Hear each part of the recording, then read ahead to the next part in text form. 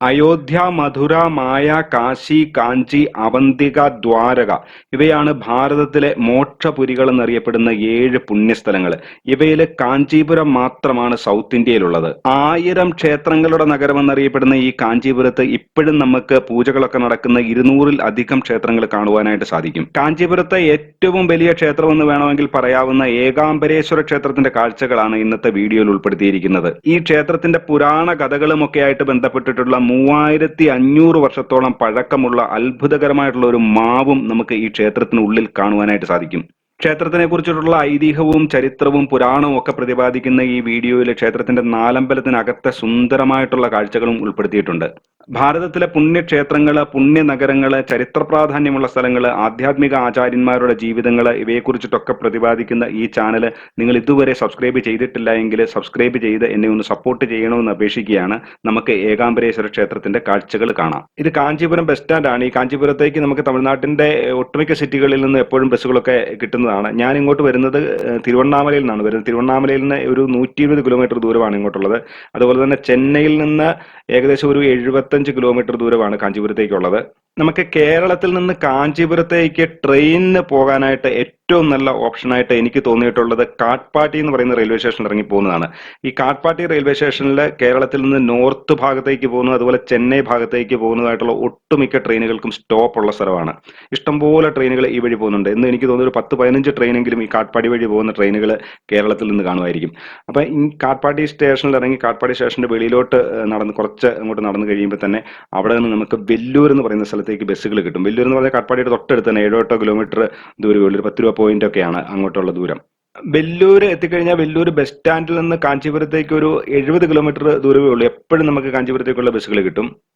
കാഞ്ചീപുരത്ത് ഞാൻ ശ്രദ്ധിച്ച മറ്റൊരു പ്രത്യേകത എന്ന് പറഞ്ഞാൽ കാഞ്ചീപുരത്തെ പ്രധാനപ്പെട്ട ക്ഷേത്രങ്ങളെല്ലാം തന്നെ ഈ ബസ് സ്റ്റാൻഡിൽ നിന്ന് ഏകദേശം ഒരു 1-2 കിലോമീറ്റർ ഒക്കെ ചുറ്റളവിലായിട്ടാണുള്ളത്. അതുകൊണ്ട് നമുക്ക് ഈ കാഞ്ചീപുരം കാണാനായിട്ട് നമുക്ക് കാഞ്ചീപുരത്തിന് ബസ് സ്റ്റാൻഡിന് അടുത്ത് എവിടെയെങ്കിലുമൊക്കെ തന്നെ റൂം എടുത്താൽ മതി. പിന്നെ ഏറ്റവും പ്രധാനപ്പെട്ട ഒരു കാര്യം, ഏറ്റവും കുറഞ്ഞ ഇതൊരു 3 ദിവസമെങ്കിലും ഉണ്ടെങ്കിൽ നിങ്ങൾ കാഞ്ചീപുരത്തിന്റെ കുറച്ചെങ്കിലും ഭാഗങ്ങൾ കാണാനായിട്ട് പറ്റുള്ളൂ. ഞാൻ കാഞ്ചീപുരത്തെത്തി 2ാമത്തെ ദിവസമാണ് ഏകാംബരേശ്വര ക്ഷേത്രത്തിലേക്ക് ദർശനത്തിന് പോകുന്നത്. ആദ്യത്തെ ദിവസം ഞാൻ കാഞ്ചി കാമാക്ഷി ക്ഷേത്രത്തിൽ പോയി. അന്ന് തന്നെ ഉച്ച കഴിഞ്ഞിട്ട് കച്ചപേശ്വര ക്ഷേത്രം എന്ന് പറഞ്ഞൊരു ക്ഷേത്രമുണ്ട്, ആ ക്ഷേത്രത്തിൽ പോയി. ഈ 2 ക്ഷേത്രങ്ങളെ കുറിച്ചിട്ടുള്ള വിശദമായിട്ടുള്ള വീഡിയോകൾ ചെയ്തിട്ടുണ്ട്. അതിന്റെ 2ന്റെയും ലിങ്ക് ഞാൻ ഇതിന്റെ ഡിസ്ക്രിപ്ഷനിൽ കൊടുത്തേക്കാം. കാഞ്ചീപുരം ബസ് സ്റ്റാൻഡിൽ നിന്ന് ഏകദേശം ഒരു 2 കിലോമീറ്റർ ദൂരം മാത്രമേ ഏകാംബരേശ്വര ക്ഷേത്രത്തിലേക്കുള്ളൂ. ഈ കാണുന്നത് കച്ചപേശ്വര ക്ഷേത്രമാണ്. കാഞ്ചീപുരം ബസ് സ്റ്റാൻഡിൽ നിന്ന് ഒരു അര കിലോമീറ്റർ പോലും ഇല്ല. നമ്മൾ കുറച്ചങ്ങോട്ട് നടക്കുമ്പോഴത്തേനും ഈ കച്ചപേശ്വര ക്ഷേത്രം കാണാനായിട്ട് സാധിക്കും. ഈ കച്ചപേശ്വര ക്ഷേത്രത്തിന്റെ ഗോപുരത്തിന്റെ നേരെ ഓപ്പോസിറ്റ് കിടക്കുന്ന വഴിയെ ചെന്നാൽ നമുക്ക് ഏകാംബരേശ്വര ക്ഷേത്രത്തിലേക്ക് എത്താനായിട്ട് പറ്റും. നമ്മൾ ഏകാംബരേശ്വര ക്ഷേത്രത്തിലേക്കുള്ള വഴിയെ കുറച്ചും കൂടെ മുന്നോട്ട് വരുമ്പോഴത്തേനും ഒരു മുരുകന്റെ ഒരു ക്ഷേത്രം കാണാനായിട്ട് സാധിക്കും. ഇവിടുത്തെ വളരെ പ്രധാനപ്പെട്ട ഒരു ക്ഷേത്രമാണ്, മുരുകക്കോട്ട ക്ഷേത്രം എന്നാണ് അറിയപ്പെടുന്നത്. അതിനെക്കുറിച്ചിട്ട് നമ്മൾ വീഡിയോ ചെയ്യുന്നുണ്ട്. കുറച്ചും കൂടെ നമ്മൾ മുന്നോട്ട് വരുമ്പോഴത്തേനും ഇതുപോലൊരു ജംഗ്ഷനിലാണ് വരുന്നത്. ആ കാണുന്നതാണ് ഇവിടുത്തെ പ്രസിദ്ധമായിട്ടുള്ള ശങ്കരമഠം, കാഞ്ചിയിലെ ശങ്കരമഠം. ഈ ശങ്കരമഠത്തിന്റെ നേരെ സൈഡിലായിട്ട് തന്നെ ഇവിടെ ഒരു ആഞ്ജനേയ ക്ഷേത്രവും നമുക്ക് കാണാനായിട്ട് സാധിക്കും. നമ്മൾ നേരെ ഇപ്പം ഏകാംബരേശ്വര ക്ഷേത്രത്തിലേക്കാണ് പോകുന്നത്. നമ്മൾ പിന്നീട് ഇവിടുത്തെ ഒക്കെ കാഴ്ചകൾ പിന്നീട് കാണുന്നുണ്ടാവും. നമ്മൾ കുറച്ചും കൂടെ മുന്നോട്ട് വരുമ്പോൾ ഏകാംബരേശ്വര ക്ഷേത്രത്തിന്റെ വലിയ ഗോപുരം നമുക്ക് വളരെ ദൂരെ നിന്ന് തന്നെ കാണാനായിട്ട് സാധിക്കും. അതുപോലെ തന്നെ ഈ ഇടത്ത് സൈഡിലായിട്ട് മംഗളതീർത്ഥം എന്ന് പറഞ്ഞിട്ട് കുളവും കാണാനായിട്ട് സാധിക്കും. മംഗളതീർത്ഥം എന്നൊക്കെയാണ് കുളത്തിന്റെ പേരെങ്കിലും കുളത്തിന്റെ ഇപ്പോഴത്തെ അവസ്ഥ അത്ര മംഗളകരമൊന്നുമല്ല. പായലൊക്കെ പിടിച്ചിട്ട് വളരെ വൃത്തികെട്ട രീതിയിലാണ് കുളം ഇപ്പൊ കാണാനായിട്ട് സാധിക്കുന്നത്. നമ്മൾ ആ കുളമൊക്കെ കണ്ട സ്ഥലത്തിന് കുറച്ചും കൂടെ മുന്നോട്ട് വരുമ്പോഴത്തേനും ക്ഷേത്രത്തിന്റെ പ്രധാന ഗോപുരത്തിന്റെ നേരെ മുന്നിലായിട്ട് ഇതുപോലെ ഒരു മണ്ഡപം കാണാനായിട്ട് സാധിക്കും. 4 സൈഡിലും 4 തൂണുകൾ വെച്ച് ആകെ 16 തൂണുകളുള്ള ഒരു മണ്ഡപമാണിത്. ഞാൻ ഈ കാഞ്ചീപുരത്ത് വരുന്ന സമയത്ത് ശ്രദ്ധിച്ച ഒരു കാര്യം എന്ന് പറഞ്ഞാൽ എല്ലാ ക്ഷേത്രത്തിന്റെയും മുകളിൽ ഇതുപോലെ പച്ച നിറത്തിലുള്ള ഒരു നെറ്റ് ഇട്ട് മൂടിയിരിക്കുന്നതാണ്. ഇവിടെ എന്തൊക്കെയോ റിനോവേഷൻ വർക്കുകൾ നടക്കുകയാണ്, പെയിന്റിങ്ങും അങ്ങനെയുള്ള കാര്യങ്ങൾ ഒക്കെ നടക്കുകയാണ്. അതുകൊണ്ടാണ് ഇങ്ങനെ എല്ലാം ഇങ്ങനെ മൂടിയിട്ടിരിക്കുന്നത് ഗോപുരങ്ങളൊക്കെ. അതുപോലെ ഇവിടുത്തെ രാജഗോപുരത്തിന്റെ 2 സൈഡിലായിട്ട് ഒന്ന് ഗണേശന്റെ വലത് സൈഡിൽ ഗണേശനെ, ഇടത് സൈഡിൽ മുരുകന്റെ ഒരു ചെറിയ 2 ശ്രീകോവിൽ കാണാം. രാജഗോപുരം അറുമുഖം, രാജഗോപുരം വിനായകൻ, അങ്ങനെയാണ് ഇവരുടെ പേര് അവിടെ എഴുതി വെച്ചിരിക്കുന്നത് 2 സൈഡിലും. ഗോപുരത്തിന്റെ വലതുവശത്തൂടെയുള്ള ഒരു വഴിയുണ്ട്. ആ വഴിയാണ് നമ്മൾ അകത്തോട്ട് കയറുന്നത്. അവിടെ ഇങ്ങനെ ചെറിയൊരു വാതിലൊക്കെ ഉണ്ട്. ഇതാണെന്ന് തോന്നുന്നു പ്രധാന വാതിൽ. നമ്മൾ ആ വാതിൽ വഴി അകത്തോട്ട് കയറുമ്പോഴത്തേനും വീണ്ടും ഇങ്ങനെ ഇതുപോലൊരു മൈതാനത്തിലാണ് ചെല്ലുന്നത്. നമ്മൾ ഒരു മതിലിനകത്ത് നമ്മൾ കയറി, പക്ഷേ അകത്തോട്ട് കയറുമ്പോൾ വീണ്ടും ഇതുപോലൊരു മതിലും വേറെ ഒരു വാതിലും ഒക്കെയാണ് കാണുന്നത്. നമ്മൾ 2ാമത്തെ കവാടം വഴി അകത്തോട്ട് കയറുമ്പോഴത്തേക്കാണ് ശരിക്കും നമ്മൾ ക്ഷേത്രത്തിന്റെ കോമ്പൗണ്ടിലോട്ട് എത്തുന്നത്. ഇവിടെ ഈ ക്യാമറയ്ക്കൊക്കെയുള്ള ടിക്കറ്റുകളൊക്കെ കിട്ടുമെന്നൊക്കെ എഴുതി വെച്ചിട്ടുണ്ട്. പക്ഷേ അവിടെ ആൾക്കാരെ ഒന്നും കാണാനായിട്ടില്ല. അങ്ങോട്ട് ദൂരെ നമുക്ക് ഒരു മണ്ഡപമൊക്കെ കാണാനായിട്ട് സാധിക്കും. ഇവിടെ നമുക്ക് ആദ്യമായിട്ട് കാണാൻ സാധിക്കുന്നത് ഇതുപോലെ സാമാന്യ വലിപ്പമുള്ള ഒരു മണ്ഡപമാണ്. ഈ മണ്ഡപത്തിന്റെ തൂണുകൾ ഞാൻ ഒരു സൈഡിൽ ഒന്നുകൊണ്ട് നോക്കി, 20 തൂണുകളാണുള്ളത്. ഇവിടെ വേറെ ഒരു മണ്ഡപമുണ്ട്, 1000 കാൽ മണ്ഡപം എന്ന് പറഞ്ഞ് പ്രസിദ്ധമായിട്ടുള്ള ഒരു മണ്ഡപമുണ്ട്.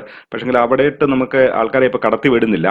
അത് അവിടെയും എന്തൊക്കെയോ റിനോവേഷൻ വർക്കുകളൊക്കെ നടക്കണം. അവിടെ ചോദിച്ചപ്പോൾ പറഞ്ഞ 1 വർഷമൊക്കെ കഴിഞ്ഞാൽ ഇനി അങ്ങോട്ട് ആൾക്കാരെ കടത്തി വിടുകയുള്ളൂ എന്നാണ് അറിയാനായിട്ട് സാധിച്ചത്. ഇവിടെ ക്ഷേത്രത്തിന്റെ ഒരു അഡ്മിനിസ്ട്രേറ്റീവ് ഓഫീസ് ഉണ്ട്. ഇവിടെ ഞാൻ അന്വേഷിച്ച് കഴിഞ്ഞപ്പോഴത്തേനും അകത്തെ ചിത്രങ്ങൾ എടുക്കണമെങ്കിൽ സ്പെഷ്യൽ പെർമിഷൻ വേണം, മാനേജർ വന്നിട്ടില്ല, വെയിറ്റ് ചെയ്യണമെന്നൊക്കെ പറഞ്ഞു. ഞാൻ ഏകദേശം ഒരു മണിക്കൂറോളം വെയിറ്റ് ചെയ്ത് കഴിഞ്ഞിട്ടാണ് മാനേജർ വരുന്നത്. അങ്ങനെ സ്പെഷ്യൽ പെർമിഷനൊക്കെ എടുത്തിട്ടാണ് ഞാൻ വീഡിയോ എടുക്കാനായിട്ട് അകത്തേക്ക് കയറുന്നത്. നമ്മൾ ആ കാണുന്ന തെക്കേ ഗോപുരം വഴിയാണ് ക്ഷേത്രത്തിന് അകത്തോട്ട് കയറിയത്. നമുക്കിനി മുന്നിൽ ആ കാണുന്ന മണ്ഡപത്തിനകത്തൂടെ വേണം ക്ഷേത്രത്തിനകത്തോട്ട് കയറാനായിട്ട്. ഇവിടെ ആ മണ്ഡപത്തിന് നേരെ മുന്നിലായിട്ട് നന്ദി ഭഗവാന്റെ സാമാന്യം വലുപ്പമുള്ള സുന്ദരമായിട്ടുള്ള ഒരു പ്രതിമയും നമുക്ക് കാണാനായിട്ട് സാധിക്കും. നമുക്ക് എന്താണെങ്കിലും നന്ദി ഭഗവാനെയും കൂടെ ഒന്ന് ഒരു വലത്ത് വെച്ചിട്ട് നമുക്ക് ക്ഷേത്രത്തിനകത്ത് കയറി ക്ഷേത്രത്തിന്റെ പുരാണവും കഥകളും ഒക്കെ മനസ്സിലാക്കാനായിട്ട് ശ്രമിക്കാം. നമ്മൾ ആ നന്ദി ഭഗവാനൊക്കെ പ്രദക്ഷിണം ചെയ്ത് മണ്ഡപത്തിനകത്ത് കയറി മണ്ഡപത്തിനും കൂടെ ഒരു പ്രദക്ഷിണം ചെയ്ത് വരുമ്പോഴത്തേനും ഈ മണ്ഡപത്തിന്റെ ഇടത്ത് വശത്ത് മൂലയ്ക്കായിട്ട് ഇതുപോലെ ഒരു സിദ്ധപുരുഷന്റെ ഫോട്ടോയൊക്കെ വെച്ചിട്ട് ഇതുപോലെ ഒരു കളവൊക്കെ വരച്ച് അവിടെ വിളക്കൊക്കെ കത്തിച്ച് വെച്ചിരിക്കുന്നത് കണ്ട്. അപ്പോഴത്തേനും ഞാൻ അവിടെ അടുത്തൊരു സ്വാമി ഇരിപ്പുണ്ടായിരുന്നു. സ്വാമിയോട് ഇതെന്താണ്, ആരാണ്, എന്തുകൊണ്ടാണ് ഇവിടെ ഫോട്ടോ വെച്ചിരിക്കുന്നത് എന്നൊക്കെയുള്ള കാര്യങ്ങൾ ചോദിച്ച് മനസ്സിലാക്കാനായിട്ട് ശ്രമിച്ചപ്പോഴത്തേനും സ്വാമി അനേകം കാര്യങ്ങൾ ഈ സിദ്ധപുരുഷനെ കുറിച്ചിട്ടും അതുപോലെ തന്നെ ഈ ഏകാംബര ക്ഷേത്രത്തിന് ചുറ്റുവട്ടത്തുള്ള കാഞ്ചീപുരത്തുള്ള മറ്റനേകം ക്ഷേത്രങ്ങളെ കുറിച്ചിട്ടുള്ള വിവരങ്ങളൊക്കെ പറഞ്ഞിട്ടുണ്ട്.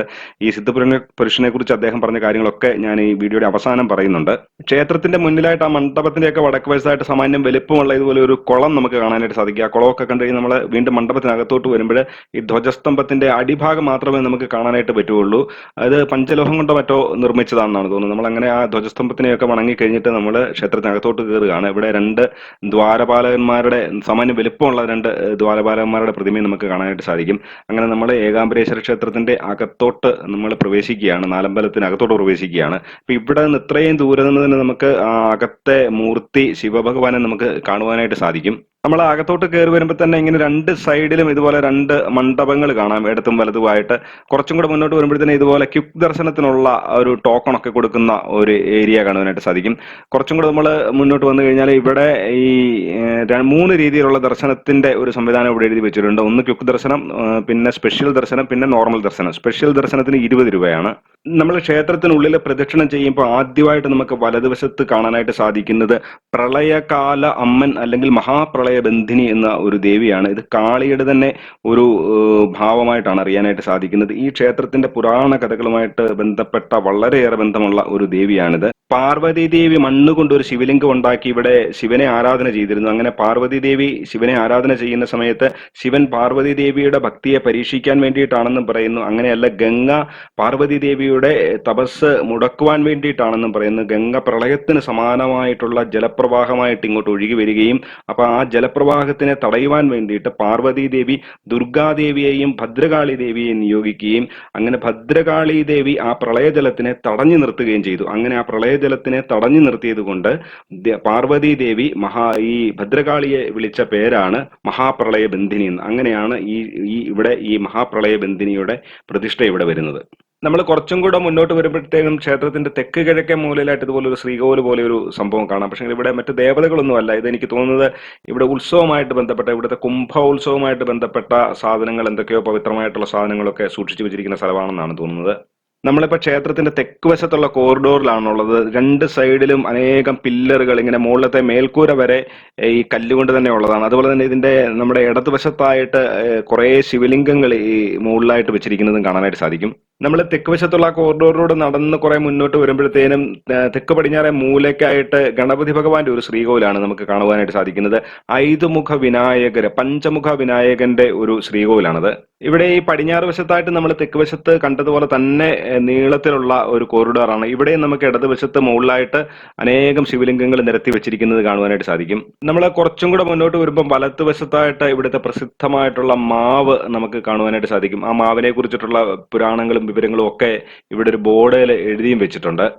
ഇവിടെ ഈ ബോർഡിൽ എഴുതി വെച്ചിരിക്കുന്നത് ഈ മാവിന് 3500 വർഷം പഴക്കമുണ്ടെന്നാണ്. അതുപോലെ തന്നെ കാമാക്ഷി ദേവി ഈ മാവിന്റെ ചുവട്ടിൽ വെച്ചിട്ടാണ് അനേക കാലം തപസ് ചെയ്തത്. അതുപോലെ മഹാദേവന് കാമാക്ഷി ദേവിയെ വിവാഹം കഴിക്കുന്നതും ഈ മാവിന്റെ ചുവട്ടിലാണ്. അതുപോലെ തന്നെ ഈ മാവിന് 4 ശിഖരങ്ങളുണ്ട്. ഈ 4 ശിഖരങ്ങളിലും ഉണ്ടാകുന്ന മാങ്ങായ്ക്ക് 4 വിഭിന്നങ്ങളായിട്ടുള്ള ടേസ്റ്റുകളായിരിക്കും. ഈ ക്ഷേത്രത്തിന് ഏകാംബര ക്ഷേത്രം എന്ന് പേര് വരാനായിട്ടും കാരണം ഈ മാവാണെന്നാണ് അറിയാനായിട്ട് സാധിക്കുന്നത്. ഏകം എന്ന് പറഞ്ഞു കഴിഞ്ഞാൽ ഒന്ന്, ആമ്രം എന്ന് പറഞ്ഞു കഴിഞ്ഞാൽ മാവ്. ഒരു മാവ് എന്ന അർത്ഥത്തിലാണ് ഏകാംബരം എന്ന പേര് വന്നതെന്നാണ് അറിയാനായിട്ട് സാധിക്കുന്നത്. ഇവിടെ നമുക്ക് ഈ മാവിന് ചുറ്റും ഉയരത്തിലായിട്ട് ഇങ്ങനെ ഒരു തറ കെട്ടിയിരിക്കുന്നത് കാണാനായിട്ട് സാധിക്കും. ആ തറയിൽ സാമാന്യം വലിപ്പമുള്ള ഒരു ശ്രീകോവിലും നമുക്ക് കാണുവാനായിട്ട് സാധിക്കും. ഈ ശ്രീകോവിലിനുള്ളിൽ ശിവന്റെയും പാർവതിയുടെയും പ്രതിഷ്ഠയാണുള്ളത്. കാമാക്ഷി ദേവി തപസ് ചെയ്ത് ആ മാവിന്റെയൊക്കെ സമീപത്ത് നിന്ന് നമ്മൾ കുറച്ചും കൂടെ മുന്നോട്ട് വരുമ്പോഴത്തേനും നമ്മൾ ഈ വടക്ക് പടിഞ്ഞാറ് മൂലയ്ക്കായിട്ട് വരും. ഇവിടെ നമുക്ക് സഹസ്രലിംഗം എന്ന് പറഞ്ഞൊരു ശിവലിംഗം കാണാനായിട്ട് സാധിക്കും. ഇവിടെ ഒരു ശിവലിംഗത്തെ തന്നെ 1000 ശിവലിംഗങ്ങൾ കൊത്തിവെച്ചിരിക്കുന്നതായിട്ട് നമുക്ക് സൂക്ഷിച്ച് നോക്കി കഴിഞ്ഞാൽ മനസ്സിലാക്കാനായിട്ട് സാധിക്കും. ഇപ്പൊ നമ്മൾ ക്ഷേത്രത്തിന്റെ വടക്ക് വശത്തുള്ള കോറിഡോറാണ്. ഇവിടെയും നമുക്ക് ഈ അടുത്ത സൈഡിലായിട്ട് അനേകം ശിവലിംഗങ്ങൾ നിരത്തി വെച്ചിരിക്കുന്നത് കാണാനായിട്ട് സാധിക്കും. നമ്മൾ ഈ വടക്ക് കിഴക്കേ മൂലയ്ക്ക് വരുമ്പോഴത്തേനും അവിടെ നടരാജന്റെ ഒരു വിഗ്രഹമാണ്, ഒരു ശ്രീകോവിലാണ് നമുക്ക് കാണാനായിട്ട് സാധിക്കുന്നത്. നമ്മളിപ്പോൾ ക്ഷേത്രത്തിന്റെ ശ്രീകോവിലിന് ഒരു പ്രദക്ഷിണം ചെയ്ത് വീണ്ടും കിഴക്ക് വശത്ത് വന്നിരിക്കുകയാണ്. കിഴക്ക് വശത്ത് നമ്മൾ അകത്തോട്ട് കയറുന്നതിന്റെയൊക്കെ വലത് സൈഡിലായിട്ട് നമുക്ക് ഇതുപോലൊരു നവഗ്രഹ പ്രതിഷ്ഠ നമുക്ക് കാണാനായിട്ട് സാധിക്കും. നമ്മൾ ഈ ഏകാംബരേശ്വര ക്ഷേത്രത്തിന്റെ കാഴ്ചകളൊന്നും കണ്ടു കഴിഞ്ഞില്ല. നമ്മളിപ്പോൾ അകത്ത് കണ്ട കാഴ്ചകൾ എന്ന് പറഞ്ഞാൽ നാലമ്പലത്തിന് പ്രദക്ഷിണം ചെയ്തുകൊണ്ട് ആ നാലമ്പലത്തിന്റെ ഓരോ മൂലകളിലും ഓരോ വശങ്ങളിലും ഒക്കെ ഉള്ള കാഴ്ചകളാണ് നമ്മൾ കണ്ടത്. ഇപ്പോഴേ ഞാൻ കിഴക്ക് വശത്ത് ഈ മണ്ഡപത്തിന്റെ മുകളിൽ കയറി മണ്ഡപത്തിലെ തൂണുകളിലെ കാഴ്ചകളും അതുപോലെ തന്നെ ഈ മണ്ഡപത്തിൽ തന്നെ പല സ്ഥലങ്ങളിലായിട്ട് ഓരോരോ ചെറിയ ശ്രീകോവിലുകൾ നമുക്ക് കാണാനായിട്ട് സാധിക്കും. ആ കാഴ്ചകളാണ് നമ്മൾ ഇനി കാണുവാനായിട്ട് പോകുന്നത്. ഇവിടെ മുമ്പ് നമ്മൾ ഈ നാലമ്പലത്തിനുള്ളിലൂടെ പ്രദക്ഷിണം വെച്ചപ്പോഴത്തേനും നമ്മൾ തെക്ക് കിഴക്കേ കോർണറിൽ വന്നു കഴിഞ്ഞപ്പോഴത്തേനും അവിടെ നമുക്ക് ഒരു പഞ്ചമുഖ ഗണപതിയുടെ ഒരു ക്ഷേത്രം കാണാനായിട്ട് വരും. ആ പഞ്ചമുഖ ഗണപതിയുടെ ക്ഷേത്രത്തിന്റെ അവിടെ നമ്മൾ ആ മണ്ഡപത്തിലോട്ട് കയറി കഴിഞ്ഞു കഴിഞ്ഞാൽ ഇവിടുത്തെ ഉത്സവമൂർത്തിയെ പ്രത്യേകിച്ച് ഒരു ശ്രീകോവിലിൽ വെച്ചിട്ട് പൂജിക്കുന്നതായിട്ട് നമുക്ക് കാണാനായിട്ട് സാധിക്കും. ഉത്സവമൂർത്തി ശിവന്റെയും പാർവതിയുടെയും സുന്ദരമായിട്ടുള്ള സാമാന്യം വലുപ്പമുള്ള, നമ്മുടെയൊക്കെ ക്ഷേത്രങ്ങളിൽ ഉത്സവമൂർത്തികൾ തീരെ ചെറുതായിരിക്കും, പക്ഷേ ഇവിടെ നല്ല വലുപ്പമുള്ള ഉത്സവമൂർത്തികളെ നമുക്ക് ഇതിനകത്ത് ഈ ശ്രീകോവിലിനകത്ത് കാണാനായിട്ട് സാധിക്കും. നമ്മൾ ഈ ക്ഷേത്രത്തിന്റെ നാലമ്പലത്തിലൂടെ പ്രദക്ഷിണം ചെയ്ത് വരുമ്പോഴത്തേനും വടക്ക് പടിഞ്ഞാറേ മൂലയിലായിട്ട് നമുക്ക് ഇതുപോലെ 2 ശ്രീകോവിൽ കാണാനായിട്ട് സാധിക്കും. ഒന്ന് മാവടി സ്കന്ദൻ എന്നാണ് എഴുതി വെച്ചിരിക്കുന്നത്, ഒന്ന് ഏലവാർക്കുഴലി ദേവി തന്നെയാണ്. അപ്പൊ ഇങ്ങനെ 2 സമാന വലുപ്പമുള്ള ശ്രീകോവിലും കൂടെ കാണാം. നേരെ താഴോട്ട് ഇറങ്ങി കഴിഞ്ഞു കഴിഞ്ഞാൽ നമ്മുടെ ഈ നേരത്തെ കണ്ട മാവാണ്. നമ്മൾ ആദ്യം പ്രദക്ഷിണം ചെയ്ത് പോയപ്പോൾ പ്രദക്ഷിണ വഴിയിൽ ഇടതുവശത്തായിട്ട് മണ്ഡപത്തിലെ ഇങ്ങനെ അനേകം ശിവലിംഗങ്ങൾ നിരത്തി വെച്ചിരുന്നത് നമ്മൾ താഴെ നിന്ന് കണ്ടായിരുന്നു. നമുക്ക് ഈ നിരനിരയായിട്ടുള്ള ശിവലിംഗങ്ങൾ കണ്ടുകൊണ്ട് നമുക്ക് ഈ ഏകാംബരേശ്വര ക്ഷേത്രത്തിന്റെ പുരാണ കഥകളൊക്കെ എന്താണെന്ന് മനസ്സിലാക്കുവാനായിട്ട് ശ്രമിക്കാം. ഈ ഏകാംബരേശ്വര ക്ഷേത്രത്തിനെ കുറിച്ചിട്ട് കേൾക്കുന്ന പുരാണ കഥ എന്ന് പറഞ്ഞു കഴിഞ്ഞാൽ ഒരിക്കൽ ശിവനും പാർവതിയും കൂടെ കൈലാസത്തിൽ ഇരിക്കുന്ന സമയത്ത് പാർവതി ദേവി പരമശിവന്റെ കണ്ണ് പൊത്തുന്നു. ഈ പരമശിവന്റെ കണ്ണ് പാർവതി വെറുതെ ഒരു തമാശന് പൊത്തിയതാണെന്നും പറയുന്നു, അല്ലാതെ വേറെ ഒരു കാരണവും പറയുന്നത്. അതിലേക്കൊന്നും നമ്മൾ പോയി കഴിഞ്ഞാൽ കഥ ഒത്തിരി നീണ്ടുപോകും. അപ്പൊ അങ്ങനെ പാർവതി ദേവി ശിവന്റെ കണ്ണ് പൊത്തുമ്പോഴത്തേനും ഈ പ്രപഞ്ചം മുഴുവൻ ഇരട്ടിലാകുകയാണ്. അപ്പം ശിവന്റെ കണ്ണ് പറയുന്ന സൂര്യനും ചന്ദ്രനും ആണ് ശിവന്റെ കണ്ണുകൾ. അപ്പം ശിവന്റെ കണ്ണുകൾ പൊത്തിയോടുകൂടി പ്രപഞ്ചം മുഴുവൻ ഇരുട്ടിലാകുകയും പ്രളയത്തിന് സമാനമായിട്ടുള്ള സിറ്റുവേഷൻ ഉണ്ടാകുകയും ചെയ്യുകയാണ്. ഇങ്ങനെ ഒരു സിറ്റുവേഷൻ വന്നപ്പോഴത്തേനും മറ്റ് ദേവതകൾക്കൊന്നും ഒന്നും ചെയ്യാനായിട്ട് സാധിച്ചില്ല. അവർക്ക് അന്ധകാരം, പ്രപഞ്ചം മുഴുവൻ അന്ധകാരത്തിലായിപ്പോയി. ഈ സമയത്ത് മാർക്കണ്ഡേയ മുനി മാത്രം ഇങ്ങനെ ഒരു സംഭവത്തിന് സാക്ഷിയായിട്ട് നിൽക്കുന്നുവെന്നാണ് പറയുന്നത്. അപ്പൊ ഈ മാർക്കണ്ഡേയ മുനി ശിവനോട് പ്രാർത്ഥിക്കുകയാണ്, പ്രപഞ്ചത്തിനെ ഈ അതിഭയങ്കരമായിട്ടുള്ള അപകടത്തിൽ നിന്ന് രക്ഷിക്കണമെന്ന് മാർക്കണ്ഡേയ മുനി പ്രാർത്ഥിക്കുമ്പോഴത്തേനും പരമശിവന് ഒരു മാവിന്റെ രൂപത്തില് പ്രത്യക്ഷപ്പെട്ടു, കാഞ്ചിയിൽ പ്രത്യക്ഷപ്പെട്ടു എന്നാണ് പറയുന്നത്. ഈ പാർവതി ദേവി പരമശിവന്റെ കണ്ണ് അടച്ചു പിടിച്ചുകൊണ്ടാണല്ലോ ഈ പ്രശ്നം എല്ലാം ഉണ്ടായത്. അതുകൊണ്ട് ഈ ശിവൻ പാർവതി ദേവിയോട് പറയുകയാണ്, നീ ഇങ്ങനെ ഒരു തെറ്റ് ചെയ്തത് കൊണ്ട് അതിന് പരിഹാരം ചെയ്യണം, അതിനായിട്ട് കാഞ്ചിയിലെത്തി ഈ മാവിന്റെ ചുവട്ടിൽ ഇരുന്ന് തപസ് ചെയ്യണമെന്ന് പറയുന്നു. ഈ കഥ ഞാൻ വളരെ ചുരുക്കിയിട്ടാണ് പറഞ്ഞത്. ഇതിന്റെ കഥകളും ഉപകഥകളും ഒക്കെ ആയിട്ടുണ്ട്. ഇതെല്ലാം കൂടെ പറയണമെങ്കിൽ 1 മണിക്കൂർ സമയമെടുക്കും. ഈ കഥകളൊക്കെ കൂടുതൽ വിസ്തരിച്ച് കേൾക്കാനായിട്ട് താല്പര്യം ഉണ്ടെങ്കിൽ ഒന്ന് കമന്റ് ചെയ്യുക. ഞാൻ ഈ അടുത്ത വീഡിയോകളിലൊക്കെ കഥകൾ കൂടുതൽ പറയാനായിട്ട് ഞാൻ ശ്രമിക്കാം. നമ്മളെ ഏകാംബരേശ്വര ക്ഷേത്രത്തിന്റെ നാലമ്പലത്തിന്റെ ഉള്ളിലെ കാഴ്ചകളൊക്കെ കണ്ടിട്ട് നമ്മൾ വെളിയിലോട്ട് ഇറങ്ങുകയാണ്.